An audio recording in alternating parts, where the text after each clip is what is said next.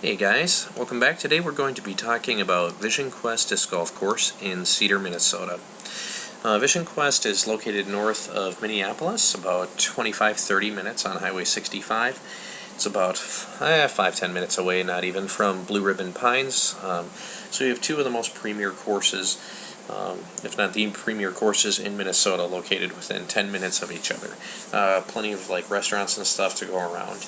I'm going to be playing both the red and the black tee pin positions today. So what that means is that some of the holes have two tee positions, and I'll go through both. Generally speaking, I try to put the red ones first as they're shorter, and that way you can see the lay of the hole so that you have a better idea of where I'm playing from the black. So hole 1 is sort of a tunnel shot, 440 feet dead straight. There was this pretty strong tailwind on this hole for me today.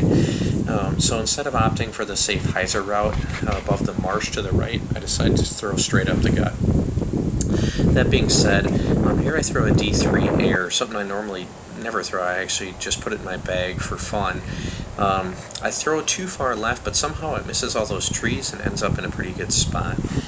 But the idea is just to hit that gap with anything. If you like throwing things stable, straight, that's great. I tend to hyzer flip straight shots. I feel more comfortable doing that. But the shot worked out again. I threw too far left. It's easy to do on that hole because you're trying not to pull it. But anything you can throw over 300 feet straight is good.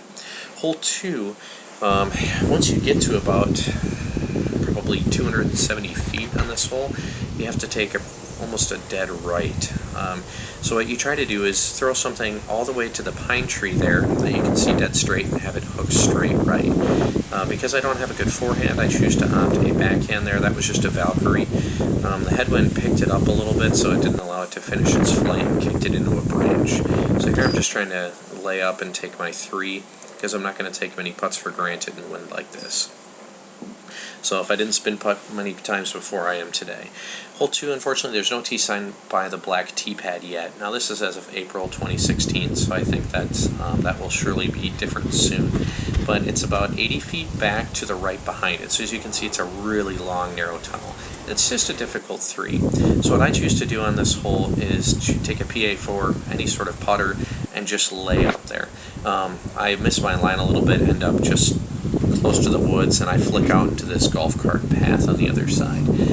I could have gone down the regular fairway, but because I know this is off to the right and wide open, it's just an easier shot for me to not get in more trouble with. Lay up and managed to salvage my 4, which I'm happy with. A 4 on hole 2 from the blacks is not uncommon, and that's at any level of play. Hole 3, dead straight, 350 feet. It probably plays closer to 310 or 320. In the summer, I'll throw a understable mid-range, like an M4 Comet, Rock, something like that at it. If I feel like I'm going to have trouble getting the distance or it's windy, I'll throw a Leopard or something like that at it. Today I'm actually throwing a lightish D1. This D1's about 164 grams because there's a pretty strong tailwind, and this one is beat in well, so it flips good for me. And I just wanted something fast to get over the water. Basically, I didn't want to lose a disc. So there I ended up deep, but there's a pretty good backstop there as long as you're not cruising super deep. So even though that still left me with a tough putt, it was better than ending up short. I don't take a lot of 2s on that hole, so I felt pretty good about that today. Hole 4, it ends up playing to this peninsula sort of island out. There is a lane dead straight from the tee pad, but it's really narrow. I didn't feel like shooting another gap because I've been narrowly missing them. So what I normally do here is I just throw a little thumber through that gap. A forehand would be preferable, or of course being a lefty would be better, but since I don't play those very well, I decide I'm just going to play this safe shot with a thumber out to the center of the fairway. I take an upshot with a PA1 onto the island. That can be a really harrowing upshot given the wind, especially as it was today. So hole 5 is 2 tee positions. I'm going to tee up from the red position here first, 267. You can either play an overhand way over the top. They're pretty tall trees, so you have to throw pretty hard. Or you can choose to do what I do here, and I always just take an understable mid-range and hyzer flip it, because there's a gap from the left to right in the trees. I don't get great footage of it this time. I haven't figured out the best spot to do some camera work yet, but when I revisit it when the leaves are in, I'll look at it then.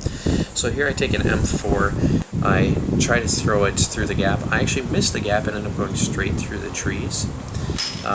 So it was not a great throw, but the result was good. So it obviously went pretty deep. I got lucky it hit those logs, otherwise I would have been way into the woods. But take my 3. So this is the black position, probably 200 feet farther. Given the wind, I just took a destroyer there, and what you try to do is get just past those pine trees and up to the left. Here I throw an A1 as an approach shot. You could have done a zone or something like that, but I just wanted something really stable that I could throw low and just have flare skip. Hole 6 has 2 tee positions as well, the red and the black. The red one, for me, I generally just throw an understable putter because you end up having to do a little hook shot all the way around those birches. So given there was kind of a crazy wind, I actually opted for a PA1 on that throw because my PA1 is relatively beat in.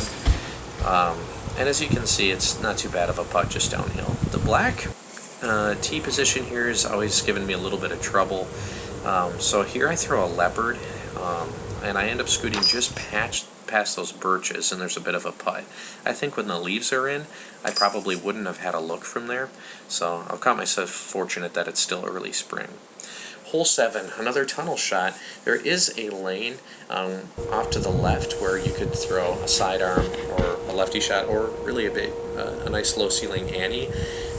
I've screwed it up every time I've done it, so I decided to go up the center here. I just take a Valkyrie because I'm comfortable powering down and throwing it straight. This is probably my best drive on the hole as far as results go.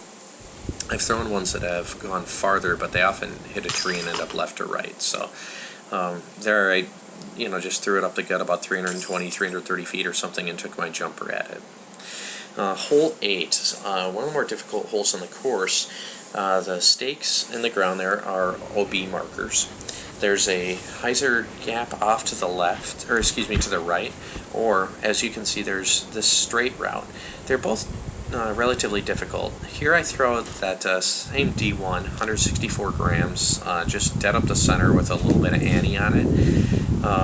And this is actually an awesome result. This is probably the farthest I've gotten because it's sort of chaotic with trees there. The goal is just to get past those white markers, and anything past that you are hoping to get left or far right so you get a good look. And where I was a great result. Hole 9, this is a 167-foot hole that gives me a lot of trouble for two-ing it, and you'll see why. It's an elevated basket. So here I take an A1 and just throw it on sort of a crazy Annie line. And it's hard to tell, but I actually hit the log that's holding the basket up, and I still end up back there. Now, where those white stakes are is out of bounds, so you don't want to be there. As you can tell, that's a really hard putt, but the scary part is if you go for it and you don't land on this platform, you can easily take a 4. In winter this last season they had leagues out here, and I took a couple of 6s on it. Hole 10, that's just a look of hole 9's basket. I put it in the wrong order, sorry. So hole 10, there's this tiny gap up the middle, or there's this gap off to the left where you can just throw a little turnover shot. 284 feet, so with the flight, you want to throw something you can throw about 300 feet. There, I threw a leopard, and I ended up being deep, and there's that tree is directly in my way. It's hard to tell. So if you're short, it's not a bad guardian tree, but I didn't leave myself a chance to take a 2 on that hole this time. Hole 11 has 2 tee pads as well, both a black and a red. The headwind is really strong on this hole right now, so I have a little difficulty trying to decide what to throw. So from the black tee pad here, I'm actually throwing a Colossus because I'm trying to hyzer flip it. I don't know what I was thinking. This is just a stupid throw. So of course it ends up turning over, and I end up to the right, sort of behind these trees, which isn't great. So from there, I'm throwing a D3 air and just hoping to get lucky and power it through, but I hit a little tree and end up short right. So just take an upshot here with a PA2 and salvage my putt for a 4. It's not a bad hole to take a 4 on anyway, so it's not a big deal. It's a great 3, but a tough 4. Here I throw max weight, really stable D1. It's a very overstable disc, just to try and get it to flare to the left. When you get to the left here, it's much more open than it is on the other sides or straight. So I haven't found a way I can really throw closer to the basket to make my life a lot easier, so I just accept my 3 on this. And given the headwind, I was pretty lucky to make that putt. I easily could afford that even from the reds. So hole 12 here, it's marked a par 3.5. I actually think it's one of the easiest holes on the course. For whatever reason, I always seem to throw it well. There is a forehand line just off to the left of the basket. Here, I'm throwing a Thunderbird. I think maybe it was a T-Bird, but either way, I usually just throw a fairway driver dead straight. It's a pretty natural fade, so anything you can throw straight, 320 to 350 feet, is a really good play on that hole. So, again, if you can throw something down a tunnel, it's a great fairway hole. Hole 3, there's both a black and a red tee pad as well. Hole 13. This one, it plays as basically a hyzer shot. If you can throw just sort of a lazy hyzer or something that'll glide hyzer on the red tee pad. And with the headwind today, I just didn't trust it. So what I did is I just threw a max weight D1 again, just an overstable disc, and tried to get it to stick. So this one ends up, it's pin high, it's just left of the pin. So that's a good one to convert. Here I'm throwing a really stable H3, and I'm trying to do the same idea. I hang it out about the right distance to the right, but I end up being short. That headwind, I just couldn't get the distance on it and hit a line. So it's a really good 2 in good conditions to take from the black tees. I think a 2 on it from the reds in good conditions is probably a must in tournament play, but a 3's not bad with a tough wind. 14 is one of the most memorable ones. I actually aced this last year with a T-Bird. 290 feet. It plays slightly uphill, but it really is a nice island landing zone, and obviously you don't want to saw it off early. I've also had some trouble trying to go for it with an overstable disc, depending on the wind, and gotten caught up on the trees on the right. So here I take a T-Bird, and I throw it dead straight. My hope is it'll just kind of lazy hyzer in. This one ends up, I thought it was really good, and then ended up being way down the other side of this hill. No way! And then I make an insanely awesome putt. I was actually trying to just land it up there and threw it, and then it managed to go in the basket, so that was pretty sweet. It's a great 2 to take, but most of the time I end up throwing that hole. 15 is a do-or-die shot. There's a red tee up closer that is the drop zone if you don't hit the other island. So, and from there it's definitely a pretty easy shot, but with wind it can always be a tough play. Here I'm throwing a 750 PA1. I throw that almost every time on this hole. Something I feel comfortable throwing, 260 feet, slightly downhill, so it probably only plays 240 or so. There I almost hit the water because I threw it too low and ended up just on the shore, so thankfully I didn't have to get wet going and looking for that disc. Hole 16, 265, I think it's maybe slightly uphill. I've never successfully thrown a straight like a spike hyzer on this hole, and for whatever reason I always feel like it's played deceptively far. So here I throw a, I think I threw a leopard, I'm not really sure, but I end up hyzering off deep left, which is okay. Again, it was pretty windy, and my miracle putting day continues again, and I convert. But the goal there is really to throw anything about pin high that doesn't end right, because it's really difficult to make a putt because you'll be under all those little trees. So, and overhand works great on that hole too.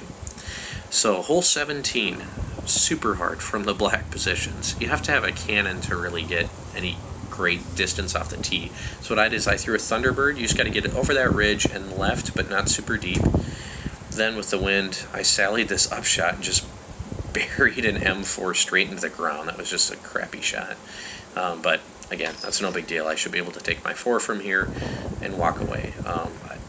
A 3 is very possible if you play a smart tee shot on that hole, but I just screwed it up.